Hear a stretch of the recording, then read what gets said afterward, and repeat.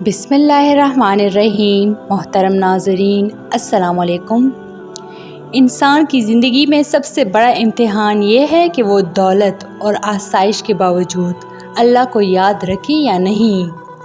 بعض اوقات انسان کے پاس اتنی نعمتیں آ جاتی ہے کہ وہ اپنے رب کو بھول کر خود کو سب کچھ سمجھنے لگتا ہے۔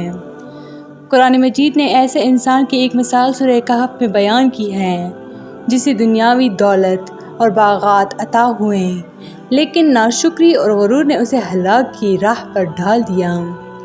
یہ قصہ آج بھی ہر اس شخص کے لیے آئینہ ہے جو مال و دولت پر گھمنڈ کرتا ہے۔ سورہ کہف میں 2 آدمیوں کا ذکر کیا گیا ہے۔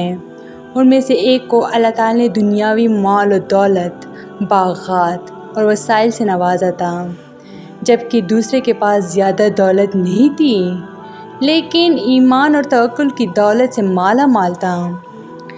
اللہ تعالیٰ نے یہ قصہ بطور مثال بیان کیا تاکہ مسلمان سمجھ لیں کہ اصل دولت ایمان ہے، اور جو اللہ کی نعمتوں پر غرور کرے گا وہ بالآخر خسارے میں رہے گا۔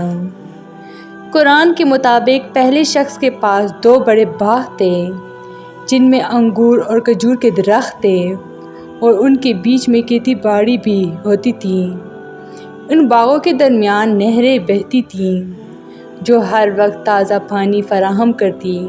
اس کے پاس نوکر و چاکروں کی فوج، سونے چاندی کی دولت اور معاشرتی حیثیت بھی تھی۔ یہ سب دیکھ کر وہ خود کو ناقابل شکست سمجھنے لگا۔ اس کے دل میں غرور آ گیا۔ دوسرا سمجھنے لگا کہ یہ سب کچھ اس کی اپنی محنت مگر اور صلاحیت کا نتیجہ ہے، اور اللہ پر بھروسہ تھا۔ وہ اپنے دوست کو بار بار سمجھاتا کہ یہ سب کچھ عارضی ہے، اللہ کی عطا ہے، اس پر غرور مت کرو اور ناشکری نہ کرو۔ لیکن دولت مند آدمی اپنی غرور میں اندھا ہو چکا تھا۔ قرآن میں ان دونوں کے مکالمے کو نہایت خوبصورتی سے بیان کیا گیا ہے۔ باغوں کا مالک اپنے کمزور دوست سے کہنے لگا، میں تم سے زیادہ مالدار ہوں اور زیادہ آدمیوں والا ہوں۔ جب وہ اپنے باغ میں داخل ہوا تو کہنے لگا، مجھے نہیں لگتا کہ یہ باغ کبھی برباد ہوگا، اور مجھے نہیں لگتا کہ قیامت قائم ہوگی، اور اگر کبھی مجھے اپنے رب کی طرف لوٹایا بھی گیا تو وہاں مجھے اس سے بہتر ملے گا۔ یہ الفاظ اس کے کفر اور غرور کی علامت تھی۔ وہ سمجھتا تھا کہ دنیا ہمیشہ قائم رہے گی، اور اگر کوئی قیامت ہے بھی تو وہاں بھی اس کی حیثیت قائم رہے گی۔ ایمان والے دوست نے اس کے غرور کو توڑتے ہوئے کہا، کیا تم اس ذات کا انکار کرتے ہو جس نے تمہیں مٹی سے پیدا کیا، پھر نطفے سے بنایا، پھر ایک مکمل انسان کھڑا کیا؟ لیکن میں تو یہ کہتا ہوں کہ میرا رب اللہ ہے، اور میں کسی کو اس کا شریک نہیں بناتا۔ جب تم اپنے باغ میں داخل ہوئے تو کیوں نہ کہا، یہ سب اللہ کے حکم سے ہے، اللہ کے سوا کوئی طاقت نہیں رکھتا۔ یہ وہ الفاظ ہے جو ایک مومن کو ہر حال میں یاد رکھنے چاہیے، لیکن غرور انسان کو اندھا کر دیتا ہے۔ دولت مند شخص نے نصیحت پر کان نہ دھرا اور اپنے باغوں پر ناز کرتا رہا، پھر اللہ کا عذاب آیا۔ قرآن بیان کرتا ہے، اس کے پھل برباد کر دیے گئے، اور وہ اپنے باغ پر ہاتھ ملتا رہ گیا کہ جو کچھ اس میں خرچ کیا تھا سب ضائع ہو گیا، اور وہ کہنے لگا، کاش میں نے اپنے رب کے ساتھ کسی کو شریک نہ بنایا ہوتا۔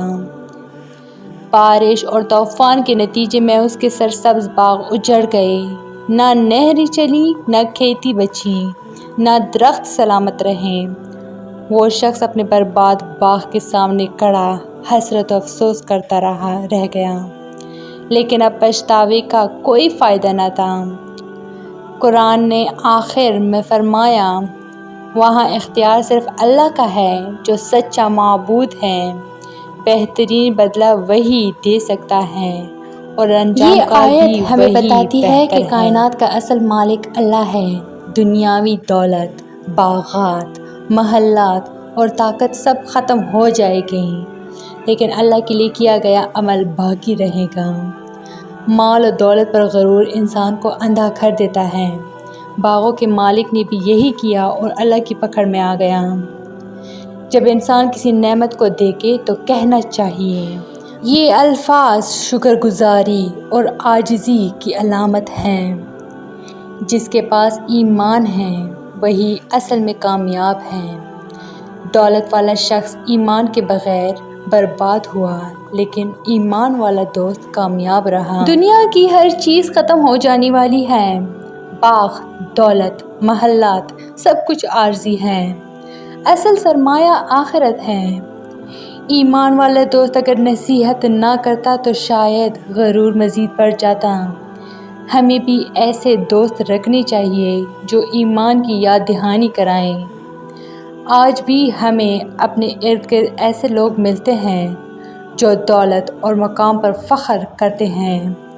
وہ سمجھتے ہیں کہ یہ سب ان کی محنت کا نتیجہ ہے اور اللہ کا شکر بجا لانے کے بجائے گھمنڈ میں ڈوب جاتے ہیں۔ یہ قصہ ہمیں خبردار کرتا ہے کہ دنیاوی آسائشیں اللہ کی طرف سے امتحان ہے۔ اگر ہم شکر ادا کریں گے تو یہ نعمتیں باقی رہیں گی، اور اگر غرور کریں گے تو ایک لمحے میں چھن سکتی ہیں۔ دو باغوں والے کا قصہ ہمیں یہ سکھاتا ہے کہ اصل طاقت اور اختیار اللہ کے پاس ہے۔ ایمان اور شکر گزاری انسان کی سب سے بڑی دولت ہے اور ناشکری انسان کو برباد کر دیتی ہے۔ یہ قصہ آج کے انسان کے لیے ایک آئینہ ہے کہ دنیا کے باغ کتنے ہی حسین کیوں نہ ہوں، اگر وہ اللہ کے ذکر اور شکر سے خالی ہو تو ایک دن اجڑ جائیں گے۔ تو یہ تھی میری آج کی ویڈیو۔ امید کرتی ہوں کہ آپ لوگ کو بہت اچھی لگی ہوگی۔ مزید اس طرح کے اسلامی ویڈیوز کے لیے میرے چینل کو لائک، شیئر اور سبسکرائب ضرور کریں۔ Stay tuned for more. Thanks for watching.